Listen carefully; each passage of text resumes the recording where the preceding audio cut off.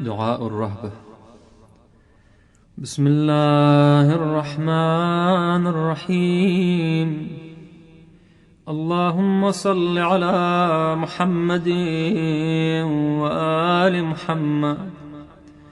اللهم إنك خلقتني سويا وربيتني صغيرا ورزقتني مكفيا. يا عبادي الذين أسرفوا على أنفسهم لا تقنطوا من رحمة الله، إن الله يغفر الذنوب جميعا. وقد تقدم مني ما قد علمت وما أنت أعلم به مني، فيا سوءتاه مما أحصاه علي كتابك. فلولا المواقف التي أؤمل من عفوك الذي شمل كل شيء لألقيت بيدي. ولو أن أحدا استطاع الهرب من ربي لكنت أنا أحق بالهرب منك، وأنت لا تخفى عليك خافية في الأرض ولا في السماء إلا أتيت بها، وكفى بك جازيا وكفى بك حسيبا. اللهم إنك طالبي إن أنا هربت، ومدركي إن أنا فررت. فها أنا ذا بين يديك خاضع ذليل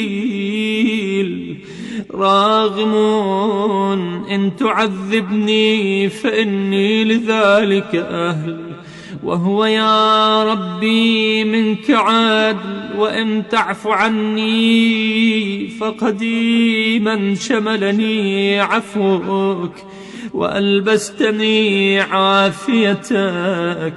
فأسألك اللهم بالمخزون من أسمائك وبما وارته الحجب من بهائك، إلا رحمت هذه النفس الجزوعة وهذه الرمة الهلوعة التي لا تستطيع حر شمسك، فكيف تستطيع حر نارك؟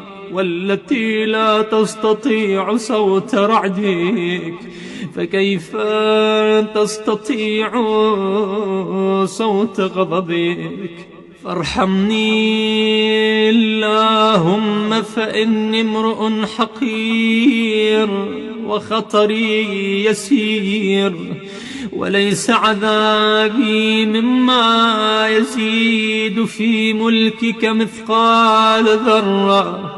ولو أن عذابي مما يزيد في ملكك لسألتك الصبر عليه، وأحببت أن يكون ذلك لك، ولكن سلطانك اللهم أعظم وملكك أدوم من أن تزيد في طاعة المطيعين أو تنقص منه معصية المذنبين.